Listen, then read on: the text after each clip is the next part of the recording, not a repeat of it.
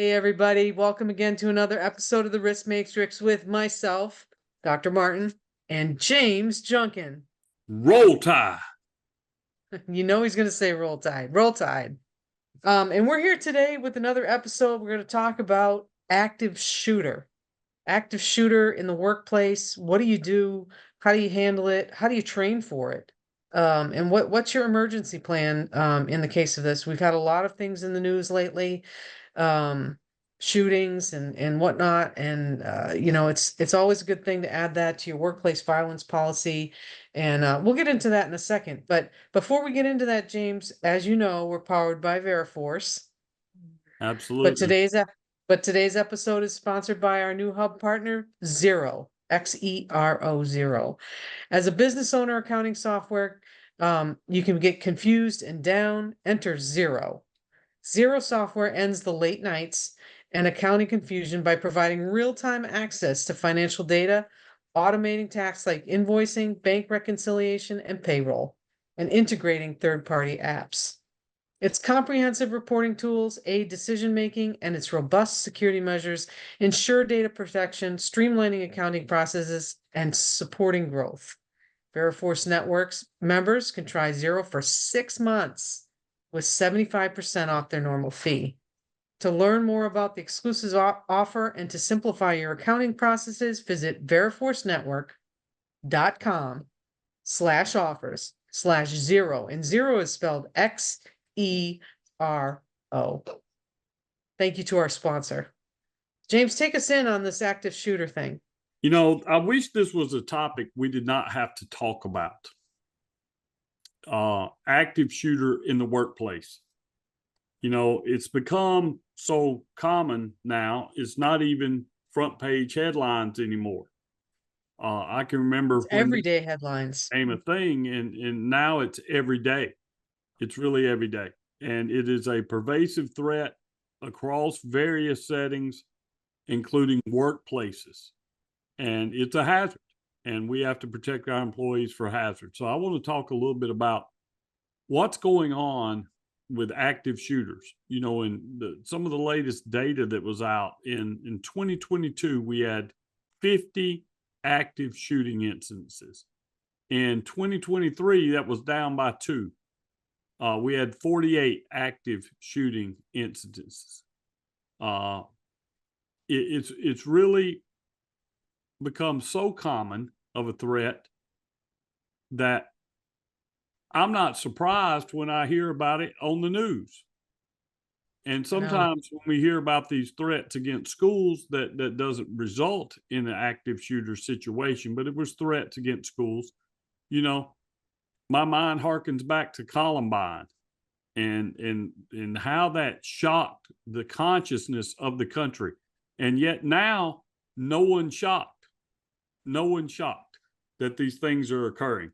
And we forget that Columbine, or a school, is a place of business. That is where employees work, teachers, administrators, support staff. And so I want to talk about, talk about some recent examples, and then we'll get into what companies should do in order to prevent these instances from occurring, and then maybe get into what to do in the event you have an incident. So active shooter. Active shooter.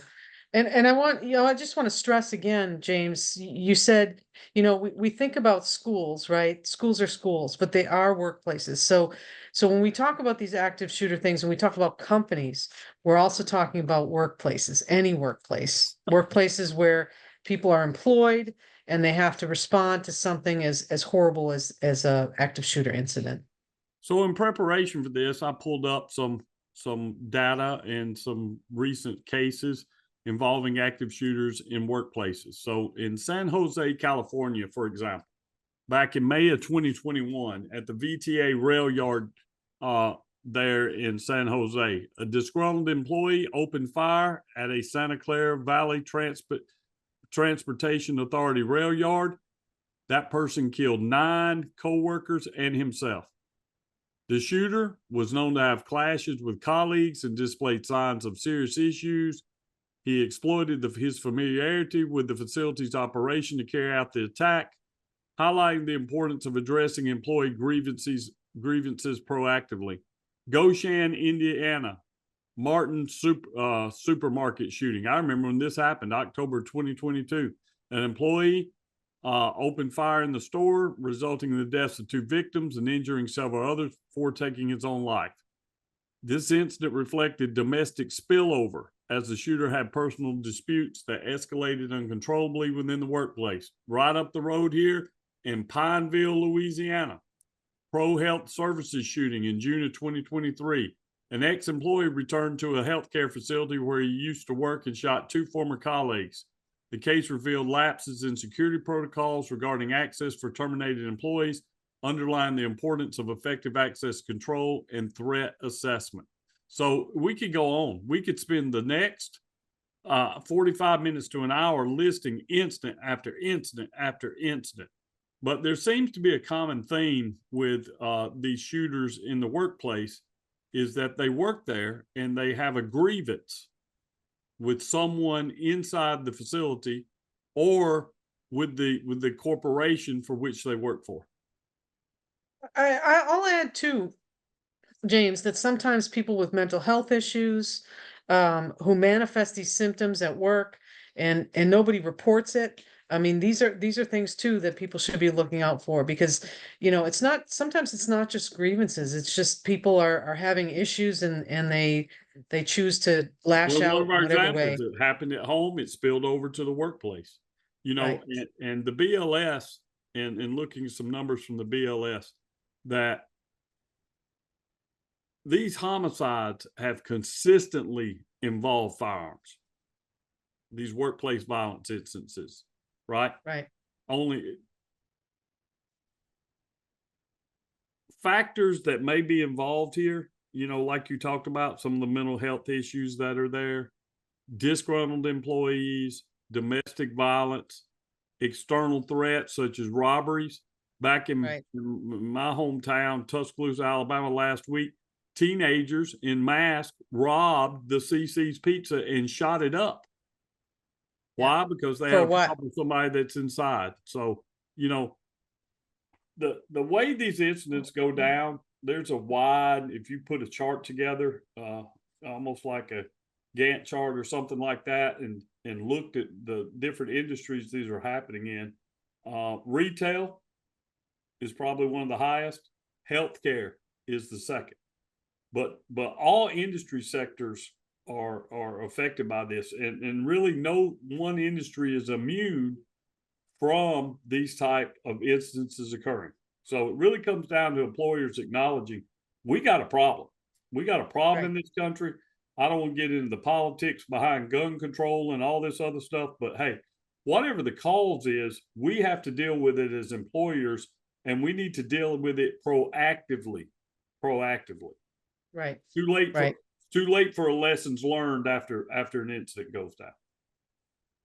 So one of the things that in one of your classes, and actually one of the classes that I taught at CSU at Columbia Southern University, we talked about an emergency management principle of really knowing how the layout of your workplace is and kind of mapping that out beforehand and discussing with your employees how the layout can be used as an advantage to some of the active shooter best practices. So, I think we're all familiar with, or if we're not familiar with, it's evacuate, hide, fight, right? In that order. If you're caught up in that, but if you want to try to prevent these things, the same principles of dealing with any other hazard apply here. What's the first thing we do when we're looking for hazard? We conduct a risk assessment. Right. Now, I'm a safety professional, but I also got a background in the U.S. military, right? But not everyone has that broad of experience and expertise when it comes to looking at vulnerabilities in the workplace. So if you don't have the expertise on your team, you need to find some external expertise to come and do a proper risk assessment where you can identify where you're vulnerable. Maybe it's a fence line. Maybe it's you're leaving doors open and unlocked. Maybe it's unlit areas Unlit or, areas, things of that nature. Problems with granting access. You know, anybody can walk in, anybody can walk out. So whatever it is, you need to get a comprehensive risk assessment done of your facility to determine where are we the weakest? Where is our weak point? Because I guarantee you, the shooter will find it that's and they'll right. exploit it. They'll exploit it. Now, the attempted assassination on former President Trump in both locations, to bring this current, those were people's workplaces. People work there, They knew, right? right, And these vulnerabilities were not found by the Secret Service or the local police. You know, all that first instance still under investigation, but they didn't protect for it. But who found it? The shooters found it. The that's shooters right. find your vulnerabilities, right? So you need a comprehensive risk assessment, and that's probably not within the skill set of most safety professionals. Now, there's some common sense things you can probably point out and find, but I highly recommend reach out to another professional that is an expert in this, and maybe those are some services that can be provided by your local law enforcement agencies. The last thing Right. they want to respond to is an active shooter situation. So let's get into, right, preparation. We go over this a lot, right? With a lot of the things that we talk about, preparation is key, right? And identifying hazards. So, some of the things that you can do before something like this happens, God forbid that it happens, right? Mental health awareness training, right? Look for signs of people having trouble or people having issues or people having grief or grievances with other employees, right? So mental health first aid, great idea. They do this a lot in Europe. That's kind of catching on here in the United States. I think that's a good idea. Workplace violence training, right? Signs and symptoms of people who initiate workplace violence, provide conflict or inflect conflict into the workplace. That's a good preventative plan. I started to say earlier, mapping out your workplace, looking for your weak points, like you said. Okay. So let's say we've done all this, but Well, still this we're needs presented. this needs to be part of your emergency action plan. Too many emergency action plans are copy and paste emergency action plans. Okay. And exit through this door for fire. Okay. Shelter in place in this hall or whatever in the event of inclement weather. Got it. Lightning. All right. 5 miles, 10 miles, whatever. I see Right. the same things over and over and over in emergency action plans. What I don't see is preparing for someone to breach our defenses. Yep. Because really, that's what we're talking about. When we talk about external security, with lights, cameras, locked doors, things of that, those are all designed to deny access. Right. To deny access. So you need to address in your emergency action plan as specifically as possible scenarios to deal with active shooters, and they need to be integrated into your broader workplace safety protocols, right? They should have some various scenarios, evacuation protocols, communication systems, etc. So back last year, this came to the forefront with me and my team. We were scheduled to do an assessment at a location. On our way out there to do the assessment, a disgruntled employee showed up, was confronted by security. He was armed, active shooter situation. They sound the emergency alarm, but they didn't have a designated alarm for active shooter. So some people thought it was a fire alarm and they went outside. Some people didn't hear the alarm, they stayed inside. Then the active shooter gets run off. He's outside with the employees that were evacuating to a place they thought was safe, safe place. See the problem? Yep. This needs to be addressed inside your emergency action plan. Are we And it going to needs to be shelter in place? practiced. We need to practice it. If we're going to shelter in place, where are we going to shelter in place? Do we have the ability to lock interior doors? Like, can I lock my office door? The schools are leading the way. Workplaces are following very slowly behind this. kids, I hate it. It breaks my heart. Right. It breaks my heart for my kindergartner grandson to have to practice somebody coming in and shooting him, how he would respond, hide under the desk, get into Where these. does he go? Where What do does you he go? do? You know, they shouldn't even be thinking about stuff like that, but they are. They are, But they because that's are. a workplace and it's a soft target, right? So inside your emergency action plan, you need to address that. You need to think about that. That's part of the risk assessment, right? What do we Right. expect people to do? Because in this situation, people do not rise to the occasion. They're going to descend immediately to their level of training. So that needs Right. to be in your emergency action plan to cover various scenarios of what happens if someone breaches our outer defenses, right? How are we Right. going to communicate with each other? How do I get the word out to my employees? Are my signals consistent so we don't end up outside with active shooter? And then you mentioned regular training, right? And you know, we're supposed to be training on drills and things of that nature in must areas and you know, evacuation must areas in event of fire or something of that nature. Look, in this one, we're staying inside. So you've got to train. You've got to Right. train and you've got to change the scenario. It can't be the same scenario all the time that tests the effectiveness of your system. If it's scripted, then we know it's kind of like football, man. It's easy for me to make tackle if I know what play we're running. That's a Well, shot, I by the mean, way, at Michigan, signed consider to the this. guy. Yeah, consider this, right? The person who's usually an active shooter is a member of your workforce and knows the plan, In many cases, right? but we In need to many try cases. in many cases. So, especially if they're disgruntled employees, you know, and one of the things that we talked about earlier, they came back and they didn't have a policy in place for terminated employees. There's no reason for a terminated employee to be back in a place of employment, but he was able to gain access because they didn't have a Because process. They didn't have a and he plan, knew the weak right? spots. And he And he knew the knew the weak weak spot. spots. So, you know, doing the training, doing simulation drills, making it real as possible. So you've got muscle memory, right? Yep. I talked about this back a couple of weeks ago in our strategic advisory board meeting about stress, the stress Mhm. effect. The more stress you put on people, the less they can perform even routine tasks, right? So we got to train to it. We got to train Right. to what the actions are going to be. So the active shooter may know that our drill is we get in here, we lock these doors and we shut it down. Okay, they Right. know that, but the door's still locked. Right. But what if we don't ever think about that and we don't have any locks? Then we're fish in a barrel. Yeah.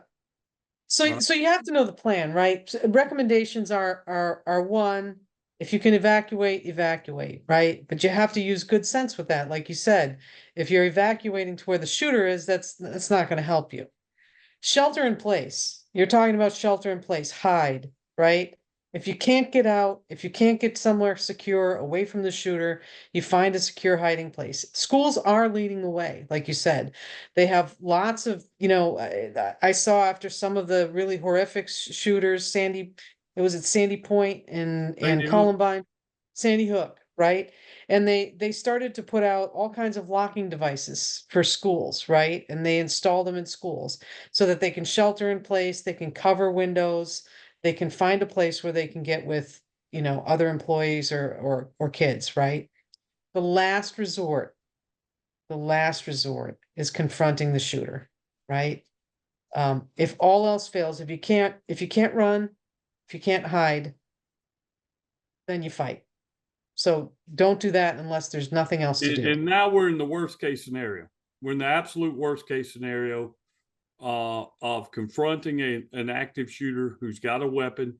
Most of the time, they come with large capacity magazines, Right. semi-automatic weapons that can discharge a large amount of bullets in a short period of time. Right. So, in that situation, fighting is really our last resort. That's where we're down to nothing. So, Right. you begin with the plan, you begin with the risk assessment, you begin with taking that risk assessment, maybe creating enhanced security infrastructure, cameras. So it's great to have cameras up at your facility, but let's say you're a large facility, you got cameras up. Well, that's great. It recorded the incident. They don't care because they don't expect to leave this incident alive to begin with. Who's watching those cameras? How do we Right. know when someone has breached our security? It's good to know if we have just even seconds can matter in alerting the occupants and our employees and staff inside so they can begin making defensive measures. So I think that's part of it. I also think this organizational culture that we have, right? Where employees feel valued, they feel supported. That psychological safety aspect that you talk They about work here together. is a key preventative measure. They work together. They're a team, and they take things seriously. Got to lower the temperature, okay, in the workplace. So you're diminishing the tensions, if you will, that help contribute to workplace violent situations and ultimately active shooter situations. Access to resources like employee assistance programs, where we head this thing off before it gets out of control. Because Right. once we have a shooter inside our building, there are no good options. Okay. Totally There's no agree. good options. So, You so mentioned it, actions that we need to take. So let's go back to run for a minute. Let's talk evacuate, about run. Evacuate. evacuate. All right. So as an employee, what do I need to know for evacuation? You need to know what your routes are to evacuate. It's not always the most simple route, right? Your layout, you need to know the layout of the workplace, and use your instincts. First of all, stay calm. I know that's hard. That's hard to like follow, right? You stay calm, be aware of your surroundings, and that means knowing that there's more than one exit or there's more than one way to get around a situation to evacuate the building. So know your surroundings, right? And then coupled with that, James, is trust your instincts, right? A lot of times instincts will lead you, if something feels kind of wrong, maybe that's not the evacuation route you should go, you try something different. But you can't do that if you don't know first what your options are, right? And so we're creatures of habit, right? If you don't believe that, just think about all the ways it is to get home, but you travel the same route every day. Every day, Every day. every Right? day. So when you come into your office complex, you open the door, greet the receptionist maybe, or the security personnel, or whatever, go to your meeting or to your office or whatever. You follow the same path just about every day. Every Right? day. So you get used to it. That's muscle memory. You can almost do it in your sleep, but you need to know the alternative ways to get out. And that might be going through a window. Take a That different path. take a Part of different path. awareness is take a different path every day. Mental map what your surroundings are. I mean, I know this is just terrible to think of, right? That in today's society, this is a thing. This is something that we have to do as individuals to protect ourselves, and our employers have to encourage in order to make sure that we're safe, should something horrific happen, And right? the second part of that you talked about, hide. Well, that's part of that while I'm walking around making a mental map of ways to escape. Where are the places that are less traveled that I might could get to and hide? Right? Right. That can give me What's some concealment. and security, right? You know? Whether it be a closet or a, janitor's area or whatever. If it can lock and you can hide and you got some shelter and you've got some cover, you can survive. You know, So, but yeah, I you know, think it's really important to remember that every situation is unique, right? People come in and they do active shooter training, and we talk about all these, evacuate, hide, fight, or we talk about stay calm, be aware of your surroundings.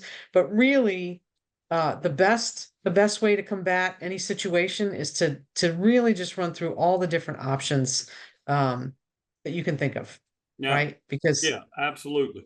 Absolutely. You know, when you start thinking about where I could hide, it needs to be out of the shooter's main point of view. Today, response times have gotten so much better. Help is on the way. And help is not going to set up a barricade and hide behind the barricade. They're coming in there with the first responding officers to try to neutralize the active shooter. So it's not going to be hours. It's just going to be minutes. Where can I get out of the line of fire, lock, barricade, turn off the lights, and silence your phone? Okay. Now, sometimes when you turn the ringer down, it makes the bzz, bzz, bzz, bzz, and you can still hear it. That needs to go off, right? That needs to go off. So any type of noise in that situation is direct attention to you. So those are things you need to think about when you go to work, and be as quiet as possible. Be as quiet as possible. But the last part of this fight part, okay? You're probably not going to be carrying a weapon. Workplaces mostly will not let you carry your weapon with you to work, right? So the active shooter has a gun. You're probably not going to have a gun. You're probably not going to have a knife. And to use a knife, you've got to get in close proximity, right? So what are we talking about? Improvised weaponry. What can you use to help to incapacitate with as much aggression as you can muster an active shooter? So let's think about some things around the office that are available. Fire extinguisher. Fire extinguisher is heavy, right? You can discharge the fire extinguisher. You can use the fire extinguisher itself as a weapon. What's some other things that you got in there that you could throw or you could use? anything heavy off the desk, right? Anything off Chairs, your desk. right? You can use broom handles, whatever you need. But here's the gist of this, right? Because we talk about fight, and most people are not in fight mode, right? And certainly is not encouraged in an active shooter situation, right? Is confronting the shooter. But from all the training that I've received, and I'm sure in the training that you've received, if you have to fight, fight to win, right? Fight to leave that situation. And when Act like confronted you're with the third monkey trying to get on the ark and it's beginning to rain. You've got to that's come right. with aggression. You've got to come decisively. Any hesitation can be dangerous. Like, look, if you're confronting an armed subject with, you're already at a disadvantage. You're already at a disadvantage. So you've got to overcome that with aggression and acting decisively, right? Hesitation can get you killed. But if you're in the situation where you're down to the last bit, you can't run, you can't hide, you're in the fatal funnel, so to speak, and all you've got left is to fight, then you need to fight. Fight. You need to fight. And if you group of you can fight together, that's even better. Hopefully you can avoid all that, because the outcome Pre-planning, the outcome potential of you taking on an armed subject with a rifle or a magazine, an extended magazine or something, with a pistol or something of that nature, with the tools that you have at your disposal. I don't want to see the Vegas numbers on that one, right? But if that's all we got left, that's what we got to do. Now, one of the things I would recommend is, if you're the safety professional for an organization, you're trying to put together a workplace violence prevention program, and you're worried about active shooter, and you should be worried about active shooter, talk to your local law enforcement. Collaborate with your local law enforcement, right? That is super beneficial. Not only can they help you develop, emergency plans, but they can play a critical role during the actual incident. They need to come in, like we talk about with fire and all that in a safety. I was just gonna say, when you have a big facility, one of the big things that I do with a client is I have a pre-plan with the fire department, because heaven forbid, if they have to come in a fire, they need to know what the layout of the building is, and the exits and the weak points and where things are stored, right? So the fire department does that. police department does it too. So get your local your local law enforcement to come in and tour the facility, just like you said.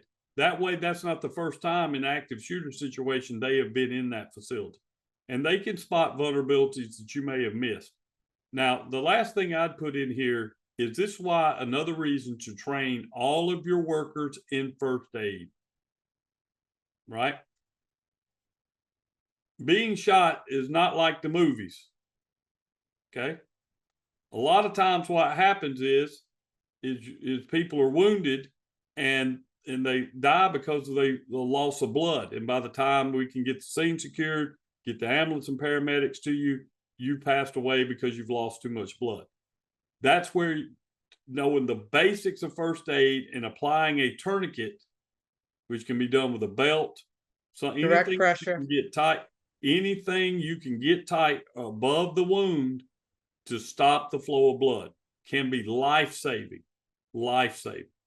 So, you know, like I said, I hate to even have to talk about this. I hate to talk about this. It's making me sick to my stomach to talk about it in the first place. But I mean, I think we've given some good tips. You know, evacuate, hide, fight.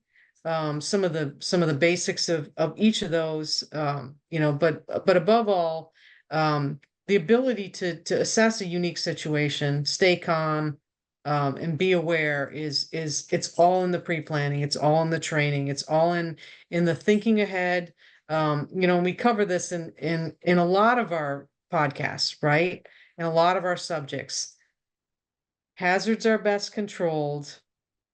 In the design and planning of the work.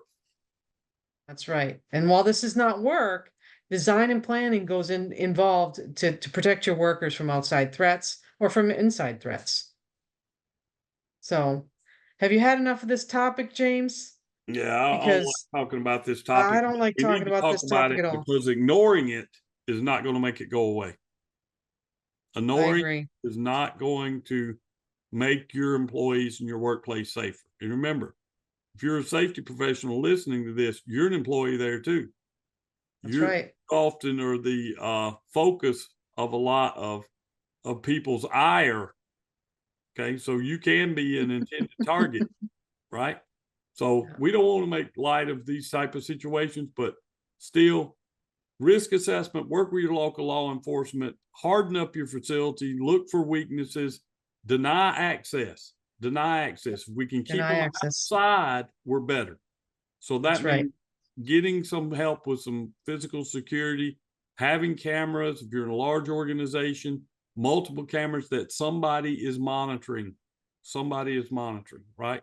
And hopefully, to all of our listeners, this never happens in your facility. We pray it doesn't. So with that, James, it's kind of a somber topic, but let's take them out and let them know where they can listen to this and other episodes of the Risk Matrix. We're going on 60 something, right? 60 something. We're gonna have our 75th anniversary. What is that? Silver or gold? Silver. That's It's silver. silver, right? We might It's have our silver. silver anniversary soon. So what can they do? What Hey, can our get listeners on do? over to Veriforce's YouTube channel. Check out not only this episode, but all of our previous episodes are there. Hit that like button, comment down in the comment section, but most of all, smash subscribe. Right. Once you smash subscribe there or over on our channel that we have on Spotify, you'll get notifications every time a new episode of the Risk Matrix is released. Typically, that's on Tuesdays and typically somewhere around noon Central. We also are there on LinkedIn. Veriforce posted on their LinkedIn page.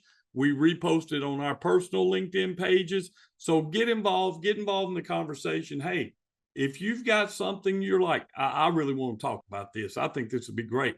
We would Bring it love on. to hear from you. Get on the show. Let's talk about it. Let's share information because that's how ultimately we bring workers home safe from high hazard jobs. We work together. We share. We give our advice and opinions. We adapt and we all learn together. All right, James, let's bring workers home safe from high hazard jobs and roll tide. Roll Tide out.